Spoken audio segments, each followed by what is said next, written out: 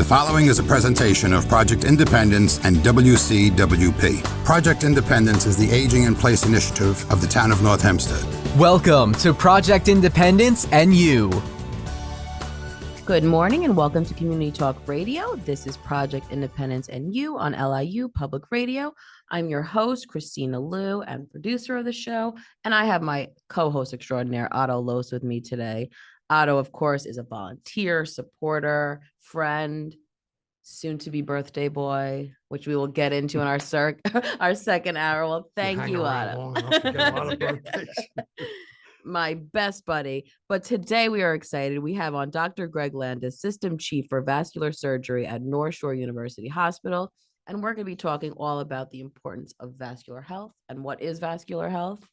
And all things vascular health, right? Otto certainly has his bulleted list of questions. We are during the break. The basics that we always try to get into is what is vascular, first of all. Let's start from the basics. Sure. Well, first, thank you for having me today. I really appreciate being on your show. Vascular surgery is a specialty of surgery that treats the arteries and the veins of the body. So basically, those are the highways that carry blood to and from the heart. What makes us a little different is we take care of every single artery in the body and every single vein in the body, with the exception of those inside the skull, that would be neurosurgery, and those on the surface of the heart, that would be heart surgery. We take care of everything else. So like a stent would be? So we take care of either through medical means, meaning giving medication, through stents, which we call endovascular or minimally invasive procedures, or traditional open surgery. We take care of most commonly blockages in those vessels. We also take care of aneurysms, which are enlargements of those vessels. And those typically occur in arteries, and they give you a variety of conditions. If it happens in the carotid artery, it can give you a stroke. If it happens in the legs, it can make it difficult to walk, or even in worst case situations, lead to gangrene of the leg. And aneurysms are enlargements of arteries, which in worst case situations can lead to bleeding from rupture. We also take care of veins. When you think of veins, you should think of things like varicose veins in the leg, swelling in the leg, conditions such as that. So it's a pretty broad specialty that takes care of the entire body. Yeah. Wow. Now, I have a friend who wound up with an aneurysm. I believe it was in the stomach. Is there such a thing? So an aneurysm is simply an enlargement of one of the major arteries in the body. I like to explain it as you can sort of picture it like a snake that swallowed an apple. Okay. And so you have a nice tube that has become enlarged in one location. The abdominal aortic aneurysms, we call them AAAs, chiefly occur right where you were pointing, which is right below the breastbone and above the belly button. We can sometimes call those stomach ulcers. They're the most common kind of aneurysms that you'll find outside of the brain. And we can talk about risk factors and things like that if you'd like. But basically, that is a surgical condition, so that once they reach a certain size, they have to be repaired. How does one know, like in my friend's case, that he somehow through some other process that he was going through, they discovered that he had this aneurysm? How would people typically know that they have something like that? So in vascular medicine and in vascular disease, some of the problems have symptoms that the patient knows they're having symptoms and they go see their doctor. And many others have no symptoms, and they are picked up in what we call incidentally found. Right. Because that's what I seem to frankly hear more often. If someone had like a brain aneurysm and you're like, oh my God, they were fine. It's usually found looking for something else. So someone comes in and they're having, let's say, gallstones in their gallbladder, and they go get an ultrasound, and lo and behold, they have this other finding. So aneurysms in the aorta and the abdomen, we used to say they're like submarines. They're silent, they're deep, they're picked up by sonar, ultrasound, Right. And they're deadly. So if they're not treated, they can be pretty dangerous. So most aortic aneurysms, unless you have a very astute primary care doctor who's looking based on risk factors, is often picked up looking for something else. Now, it sounds like most vascular problems would be, you wouldn't be the one who gets involved with the patient directly. You would typically start with your primary doctor? So the primary doctors are usually the ones that identify the problem. Right. Most vascular surgery problems, especially those that affect arteries, they're caused by a constellation of risk factors that everyone knows: high blood pressure, smoking, high cholesterol, and diabetes. Those are the big ones. Many of the aneurysm diseases tend to occur more commonly in men, and there sometimes is a family inheritance pattern associated with them. So they can run in families. But an astute primary care doctor will identify patients that have those risk factors and then start looking. Once those problems are identified, it's best to send the patient to a vascular surgeon who can then begin the workup of deciding, is this something we're going to watch? Is this something we're going to follow for a few years? Or is this something that needs immediate surgery? And then occasionally patients will show up in the emergency room with a life-threatening condition or a limb-threatening condition, and they often get managed right away. But the vascular surgeon, I like to think of them as the primary care doctor for vascular problems, because many times we don't operate on them and we simply manage them medically. We give them medications to help, or we watch them, or we try and put them through a minimally invasive procedure such as a stent. Where would, to me, it seems like there's a gray area between a cardiologist and a vascular surgeon, when you're dealing with things like stents and whatnot. So there is a fair amount of overlap. Right. Cardiologists focus primarily on the heart. There are non-procedural cardiologists who you would see in the office. They would do an EKG, an echocardiogram. They would manage medication. And then there are proceduralists who are cardiologists, and they perform stents and balloon procedures typically. They do not perform surgical procedures where a patient, using a traditional scalpel and, clamps and those sorts of things would do those procedures. Vascular surgeons do all three. We're trained to do all aspects of care for vascular surgery. So in my opinion, it's a one-stop shop. Basically, once you have these problems, you go see the vascular surgeon. But we work very closely with our cardiology colleagues, our cardiac surgery colleagues, who are the surgeons for the heart, and our interventional radiologists, who are radiologists that do procedures as well. And what's really great about Northwell, where I work, is everyone collaborates, everyone focuses on the patient, and the patients really get multiple opinions and multiple people putting their heads together for the betterment of the patient. But we take a lot of pride in vascular surgery and being able to manage the complete patient. Which is a good thing. I personally did have a stent, and it started out by saying something to my primary doctor, who said, I think you ought to go see a cardiologist.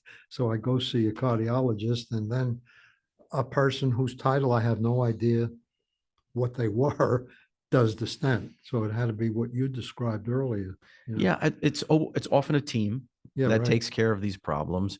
If you have a stent in the heart, that's certainly done by a cardiologist.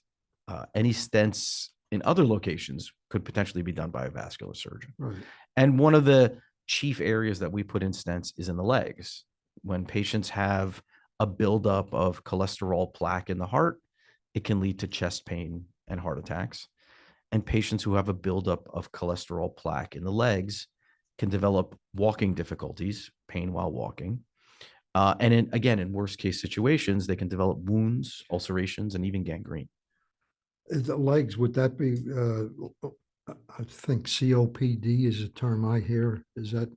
COPD refers to a problem of the lungs. Oh, okay. And it's generally in the family of a progressive problem that damages the lungs, often related to smoking. Right. But you can imagine that someone who has COPD, who's done a lifetime of smoking, also has started to create a problem with their blood vessels as well. I think the term that you will often hear associated with the legs is PAD, which means peripheral arterial disease. We have a lot of acronyms in medicine. Well, I have a cousin Yeah. who has both. Yeah.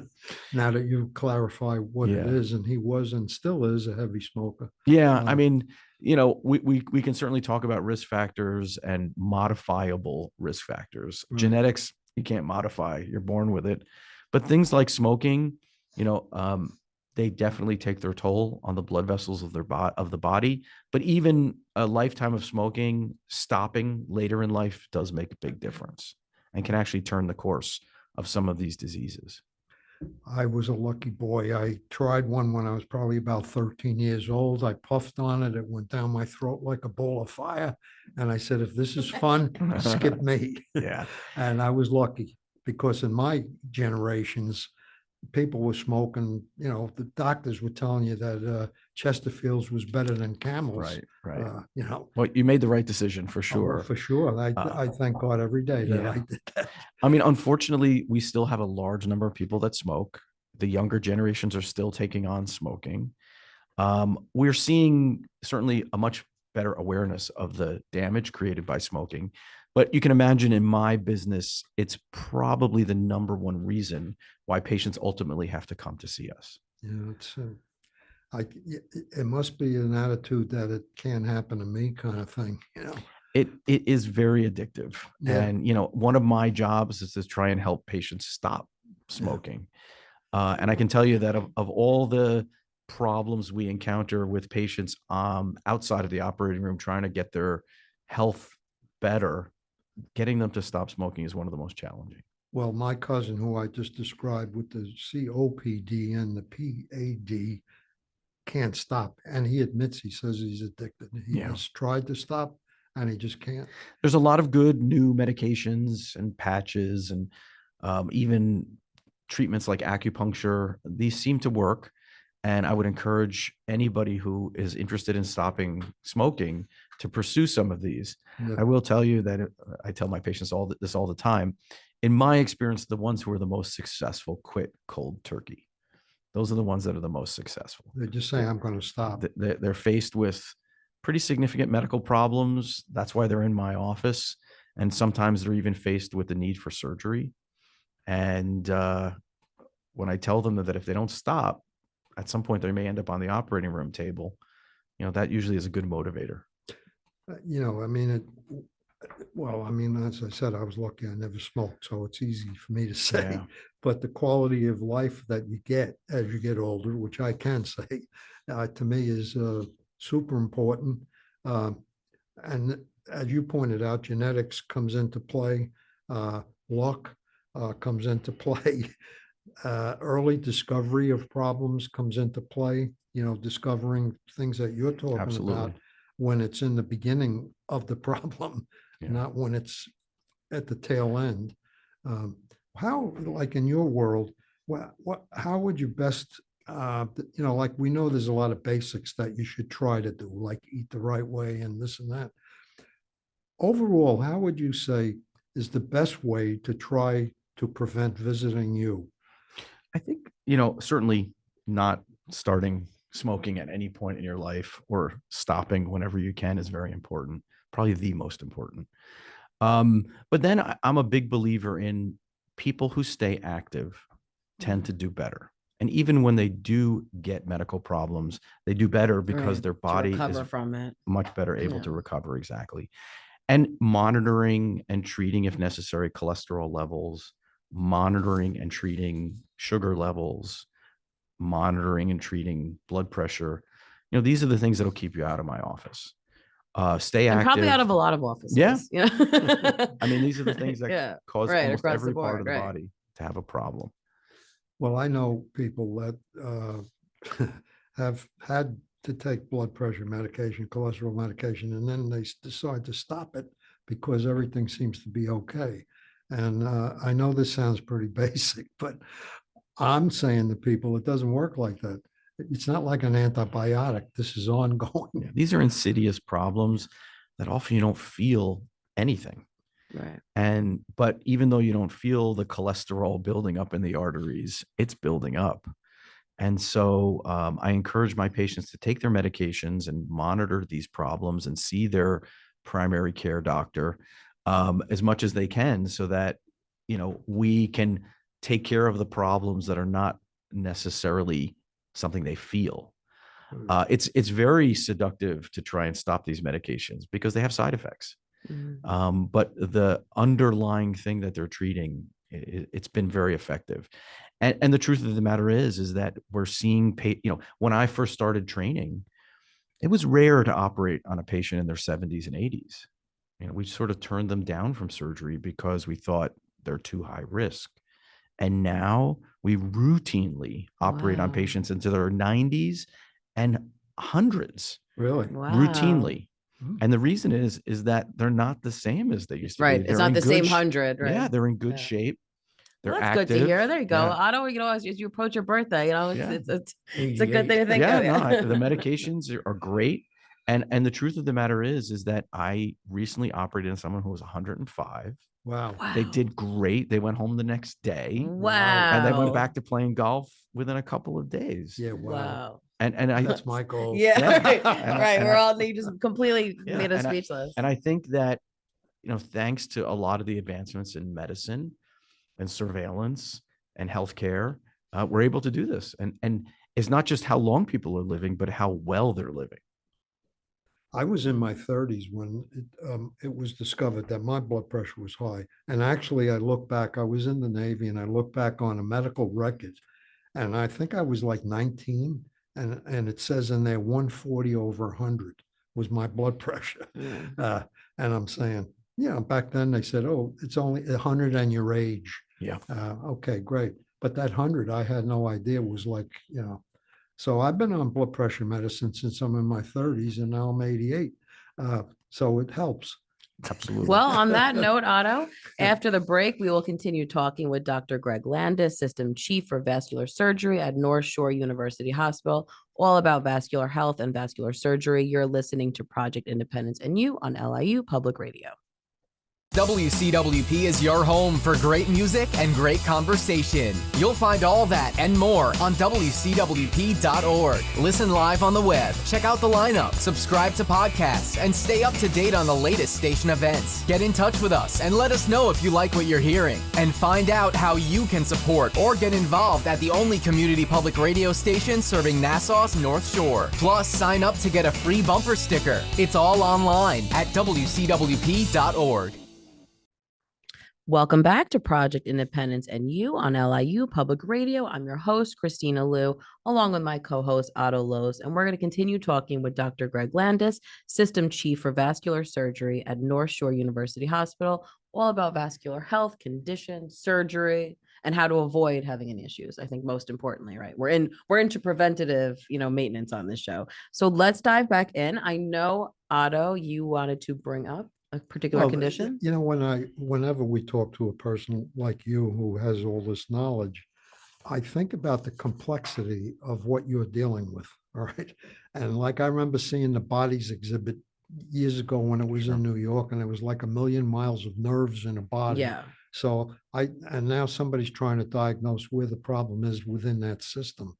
And you're almost dealing with the same thing when I look at it, because you've got arteries and veins, and then the capillaries you mentioned in your material.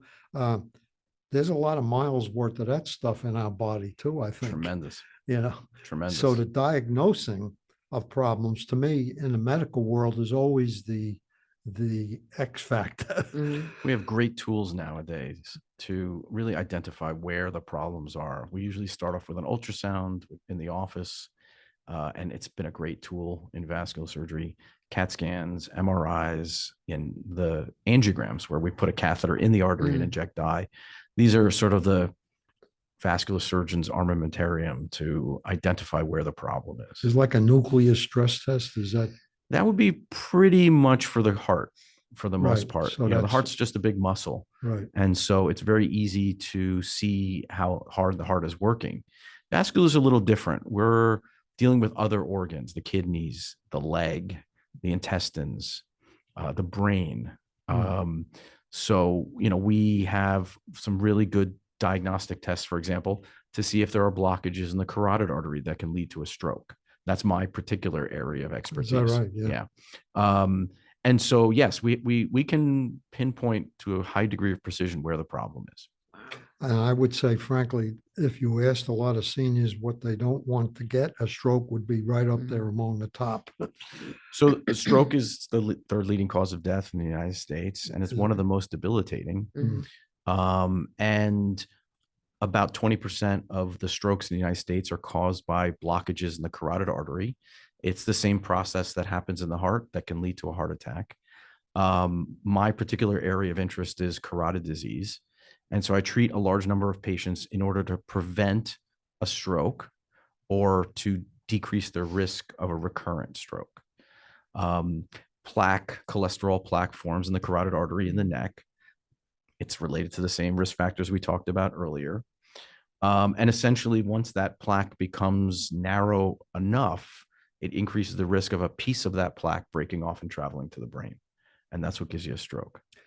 So I can put a stent in that location to hold that plaque in place, or we can do a procedure called an endarterectomy where we make a small incision on the neck and actually remove the plaque from the artery, virtually reducing the likelihood of a stroke down to less than 1%. Yeah, I mean, like plaque, though, is my understanding, is not a reversible kind of problem. Like it's there. In certain parts of the body, it can be removed, and the carotid artery in the neck removed. But not like the, I guess, yeah, removed is. It's essentially a cure. Yeah. Wow. Okay. It is essentially But you a have cure. to know where it is.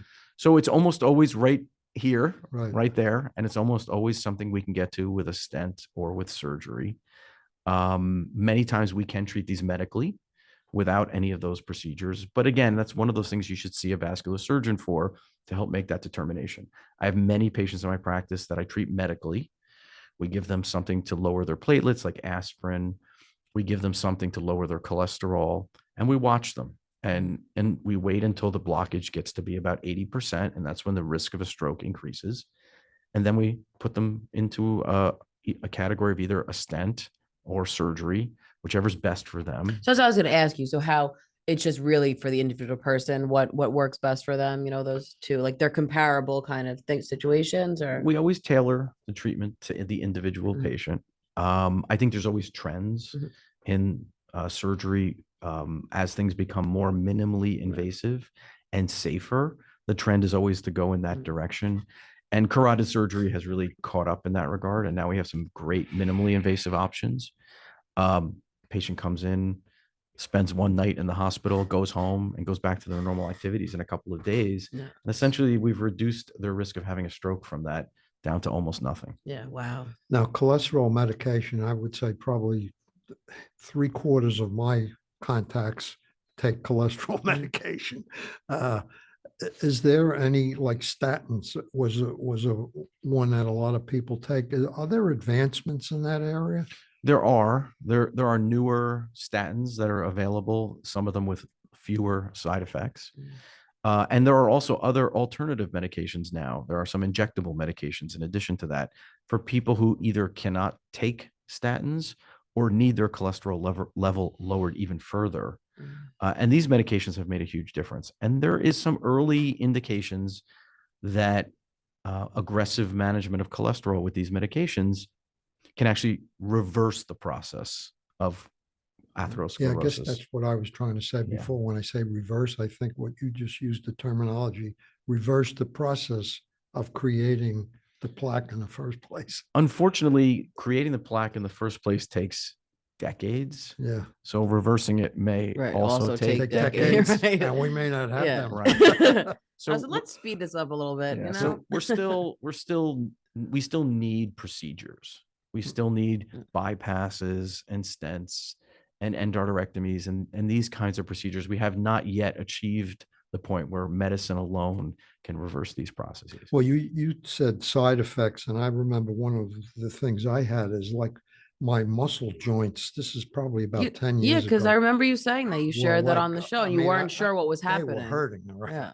So I did a little of my own Dr. Google stuff like most of us do nowadays, and I found out that statins can be a cause of all kinds of joint problems. So I did bring it up to my doctor, and they reduced the medication.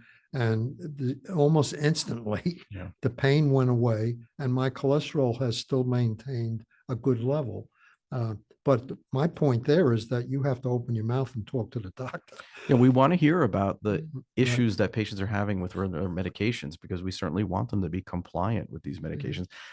Muscle pain and fatigue is probably the most common reason people stop taking statins.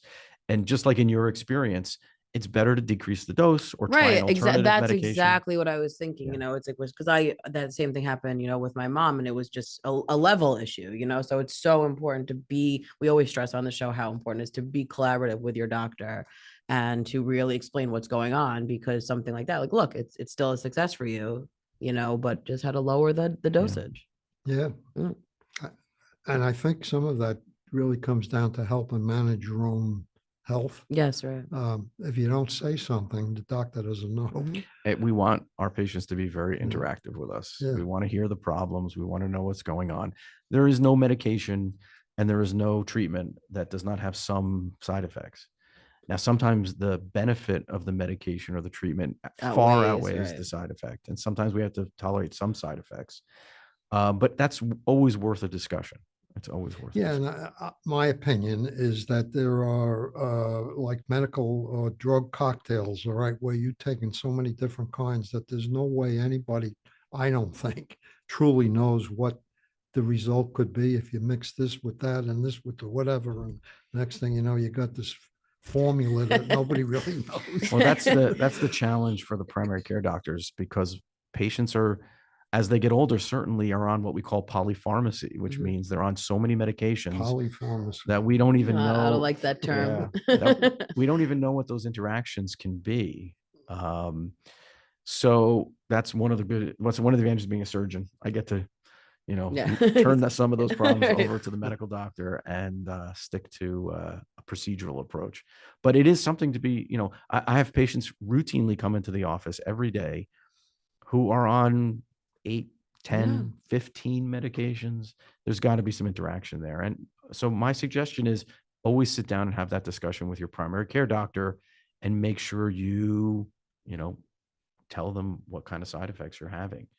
The good news about some of the surgical procedures that I do is we can often stop some of the medications. Occasionally we have to start some new ones, but sometimes we can actually discontinue some as well.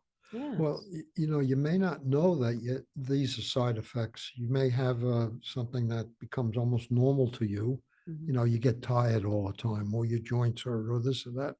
And probably as a patient, you have to really say, I've been really tired. And I know back when it used to be, well, you're getting old, okay. So, but while I'm getting old, I'm taking 14 different medications. So is there a possibility? Frankly, the other day, Monday, we went for the COVID shot and the flu shot together. Tuesday, I took like a 2-hour nap. I mean, I'm talking, I was out. and I believe it was because of that, and I'm sure it was because after that I felt fine. There's not a single medication or something that we do that doesn't have some other effect. But in general, our feeling is that the benefits far outweigh the risks. And it's the same with surgery. I mean, there isn't a surgery that doesn't have risks associated with it. All the risks that, everyone knows about.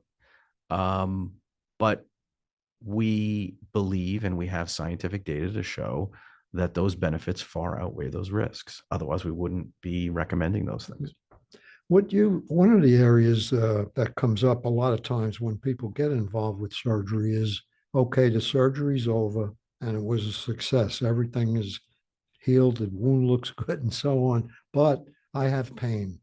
The next follow-up to all of this stuff is pain management. Where would where's your view and where does that fit? Sure. So pain is a part of every surgical procedure.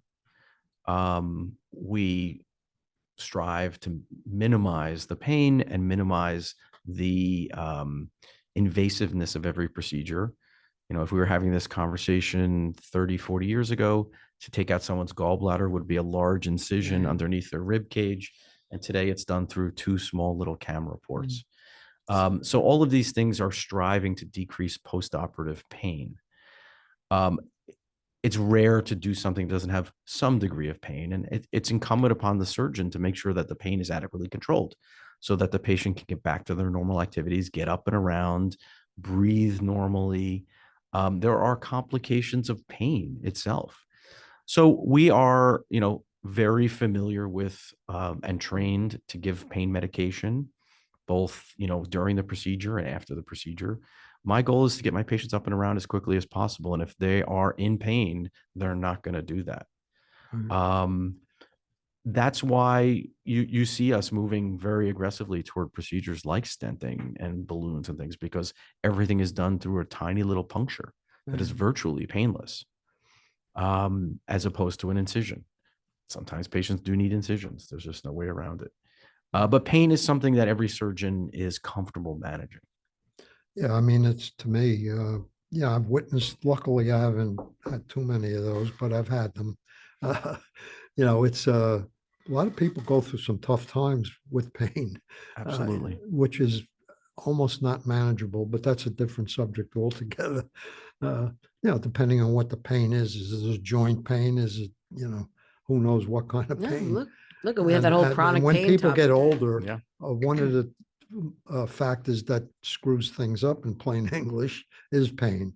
And some of it can't be managed. It's just there, joint pains that can't be fixed, and degenerative problems over time worsen. And unless there's some means of correcting them, they're going to start to exert a degree of pain. But again, that's where it's worth talking to your physician and saying, I'm having these pain issues. Is there something that can be done about it?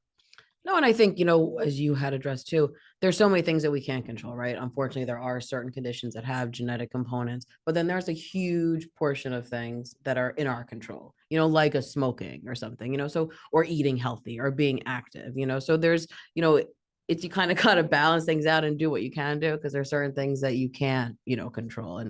And one of the conditions that I think we always hear about is varicose veins. Sure. Right. So what exactly, I think, our audience probably knows what it looks like, but what causes it? Is that something that's genetic? Sure. So varicose veins are one of the most common vascular problems we take care of. It's actually 4 times more common than arterial problems. Wow.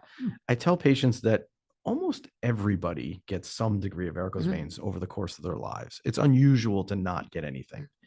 So veins are the blood vessels that bring the blood back to the heart. But there's no pump behind them. Like the heart pumps blood through arteries. There is no pump on the vein side. And so gravity is always trying to pull the blood back down into the legs. And so there are little valves inside of the veins to keep the blood going in the correct direction. And when those valves don't work properly and don't close properly because of genetics, because of standing on your feet for most of your life, because of pregnancies, because of old blood clots, because of a variety of issues, when those valves don't close, as soon as we stand up, gravity pulls that blood back down and causes the veins to bulge out. It can lead to pain in the veins. It can lead to swelling in the legs and the ankles. It can lead to heaviness in the leg. Patients can get burning, aching, throbbing, itching. Yeah. And in the advanced cases, it can lead to damage to the skin with ulcerations and even some darkening of the skin and around the ankle. The good news is that we have a lot of really great treatments for varicose veins, and nearly all of them now are done in the office and not even in the operating room anymore. Well, my mother had varicose veins, and I can remember as a kid, she always had to have something around her legs. She had ulcerated, apparently. Right. I didn't know the word, obviously, back then. But looking back on it, that's what it was. They called it an open whatever. Sure, an ulcer, yeah. And I remember it wasn't pretty. So we have really great treatments for that now. And well, she's been at 113 now, so maybe there's been some advancements since then. Could fix it. Most of the procedures are done now in the office. They take about 20 minutes. Wow. It's done under local anesthesia. The patient can go home and play golf the same day. Really? And we also do procedures on veins for cosmetic purposes. Yeah. Varicose veins can become pretty unsightly. A lot of people don't like the way that they appear. And we can treat those in the office with minimally invasive approaches and through injections to make them virtually disappear. Yeah, wow. So that's an area that vascular surgery has made a lot of progress over the past couple of decades, and we can make the patients feel so much better. Is there anything people can do to prevent varicose veins, or is it kind of like you're stuck with it? There's a limited amount of things that can be done to prevent it.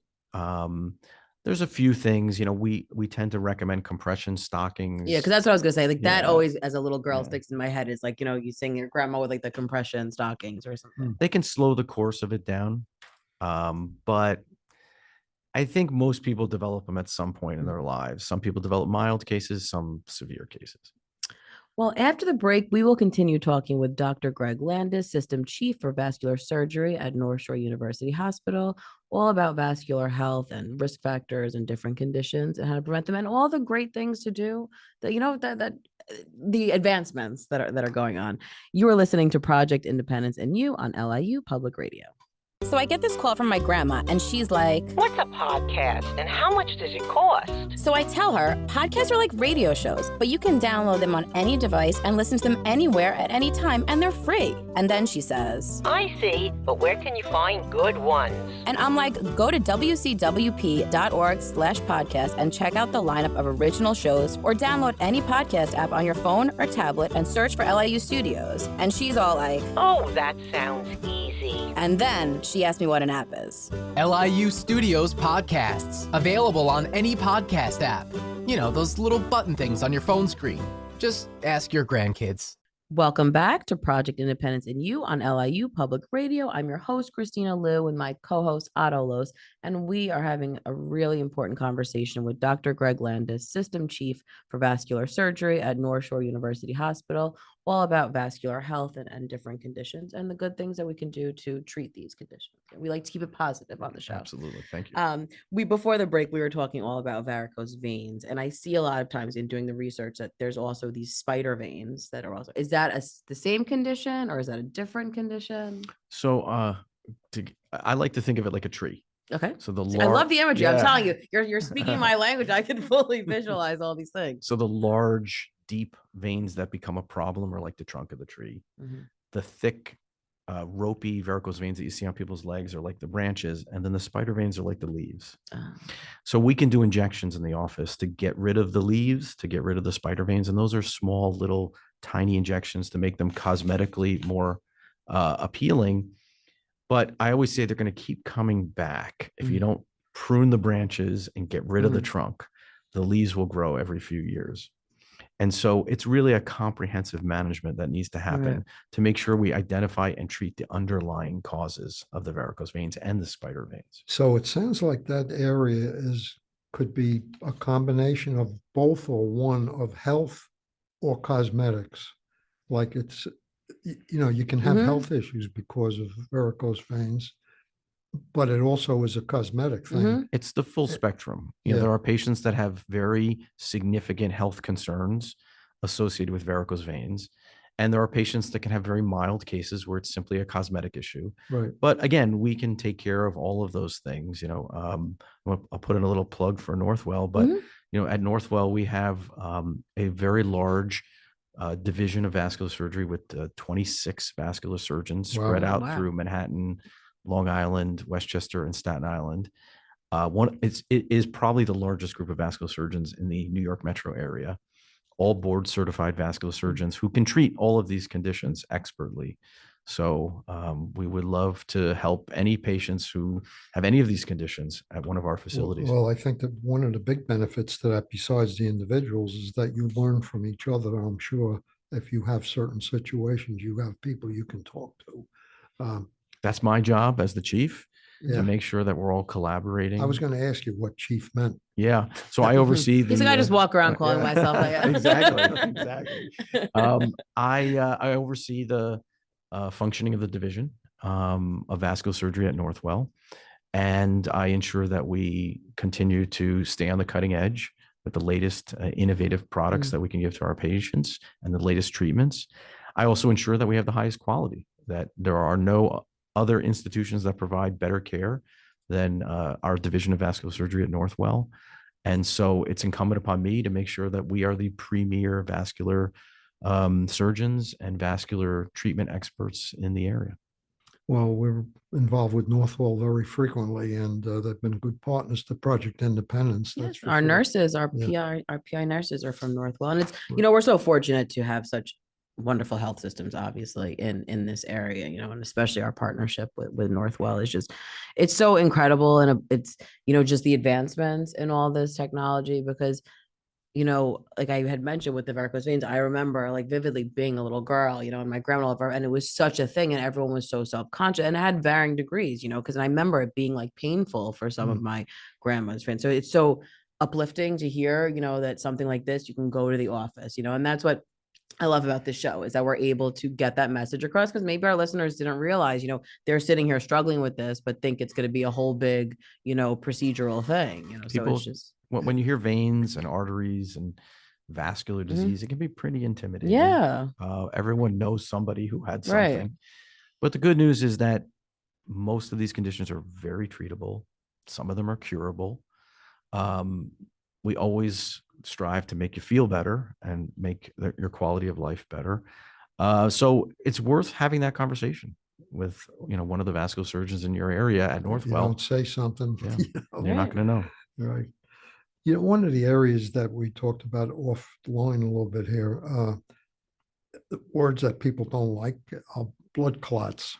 How about a little overview on blood clots and maybe what you can detect it seems like these are things that just pop up sometimes and cause problems. I would say that the three main things we take care of in vascular surgery are atherosclerotic plaques from cholesterol that block arteries, aneurysms that grow with arteries and can cause a rupture. And then the last thing are blood clots. And so any blood that isn't flowing well and stops moving for whatever reason has a tendency to form a clot.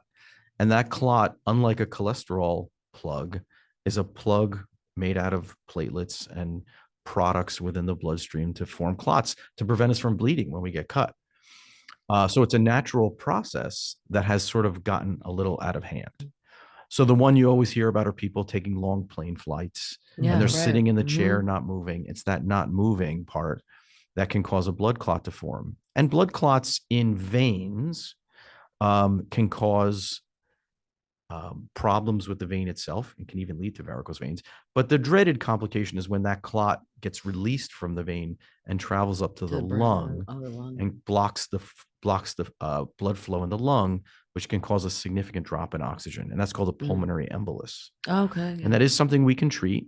We usually start off by treating it with a blood thinner. Usually it's an emergency. And then there are now a variety of procedures that we have, minimally invasive procedures, to remove those blood clots. So that the patient there's a blood clot there. Well, in the leg, it will often become very swollen. The leg will become large and swollen and red and painful. And if you have that in concert with a sudden difficulty breathing and a sudden difficulty catching your breath, you need to be concerned, or chest pain, you need to be concerned. It's another one of those things where the patient ends up in the emergency room fairly sick and the emergency room physicians diagnose it. Blood clots can also happen in arteries. A common condition that I'm sure many of you have heard of is atrial fibrillation. Oh, yeah. Atrial fibrillation is an irregular heartbeat. And because the heart is beating irregularly and not pumping the blood effectively, clots can form inside of the heart. And those clots can be pushed out into the arteries. And just like a cholesterol plug or plaque can block the arteries, a blood clot from atrial fibrillation can. And those can cause strokes, and those can cause heart problems, and those can cause decreased blood flow to the extremities. Those are often emergencies. Right. And that's something that would often land somebody in the emergency room. And again, that's something that we routinely take care of by extracting that blood clot, either through minimally invasive means or through surgery. That's a whole, like I have a couple of friends, golfers, who have AFib. Yeah. I mean, I know people, so many people, and of varying ages, it wasn't just well, a we're senior. out on a golf course and this one guy gets a text that you're in AFib. Right. Yeah, because that was another, and that's what a couple of people I know, have an Apple iWatch and that monitors, they've had issues. So that's why I wanted to ask you, is that something like beneficial, you think, for people, like to, how's the accuracy in these kind of things? Are they just, I'm not sure how accurate the watches are, but certainly it's an added benefit to be knowledgeable if something is going on with your heart. I do not know what the accuracy is, but there are devices that cardiologists can implant into this underneath the skin to measure the rhythm of the heart and determine whether or not someone is going in and out of an irregular heartbeat. Because if someone is, that can be treated by a cardiologist or placed on blood thinners. Right. We often in vascular surgery end up taking care of the end result of it. So atrial fibrillation is a very common and serious condition. That's another topic, is blood thinners, right? Sure. After the stent, I was on a blood thinner for a year, and I find it not to be a pleasant experience. I ended up in the emergency room because I nicked my ear and I could not get it to stop. It was like in the morning I and I remember. went until night for one little nick. And so, like you said earlier, there was a phrase about sometimes the medication outweighs the benefits of the medication outweigh the problems like that. Sure. Bleeding is obviously one of the more concerning side effects of blood thinners. They're supposed to thin the blood so that it doesn't clot. So any injuries can certainly cause bleeding. Many of my patients are concerned about the bruising. Yeah, because that's like with my grandfather. It was the bruising that was you'd be like the littlest thing, and you'd have like this massive bruise on you. And then obviously in bad situations where there's a major injury or a major fall, that can lead to significant problems associated with the blood thinners. Right. It's always a balance. We're always balancing the need for them versus the risk of them. And in many of vascular surgery as a field wouldn't even exist without blood thinners, because we can't operate on blood vessels and interrupt their flow while we're operating on them without a blood thinner. Right. So in many situations, they're a necessary evil. They've saved countless lives. Yeah, no. So bottom line is just what you said, they're a necessary evil. They have complications and difficulties in managing it. I have friends, I have one person actually had an electric bike. He gave up riding the electric bike because he was afraid, God forbid, he's going to fall or hit somebody, hit him or whatever.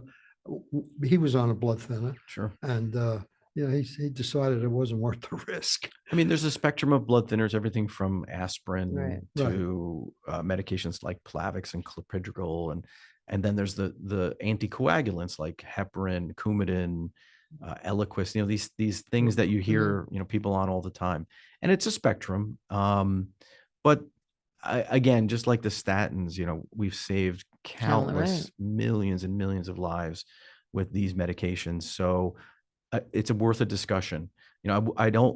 What I try and discourage patients from is just stopping the medication without telling me. Yeah, I mean, that's not what I'm saying. No, but that's what that's what I wrote down. Luckily, I only had to be on it for a year, and now they, make sure that everything is hunky dory in between. But that was an experience, and but that's why doctor communication is so important, having an incident like that, because, maybe there's a different type of medication that might be better for you, or, whatever. So that's what I think the overall message always is, how important the communication process is. A doctor is not a mind reader, that, I mean, if technology moves that way, we might be, might be talking about my rates. If you don't talk to your doctor, you might as well go to a veterinarian because he's used to dealing with people, who can't talk. Doctors definitely don't like surprises. And we want to do the best for our patients. And so the only way we're going to know that you need to stop your medication because you're having side effects or you're having a new problem associated with a treatment, a surgery, is to let us know. Don't self-diagnose. I mean, it is a problem nowadays. I know myself. I mean, I have to go to Dr. Google a lot just to learn. Hopefully that's why you go there, to learn.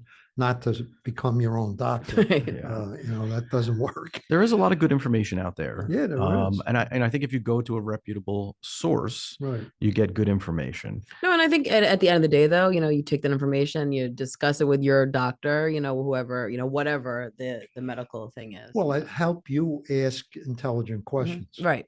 I think, as opposed to, I know back in my parents' era, that whatever the doctor said, that was it. All right. Okay. And I respect doctors, trust me.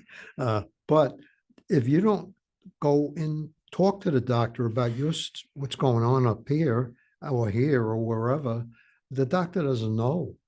I love it when the patients come in and they've written down all their questions. And well, you're looking at them. I love it because I know that when they leave, they're going to feel satisfied that their concerns were addressed.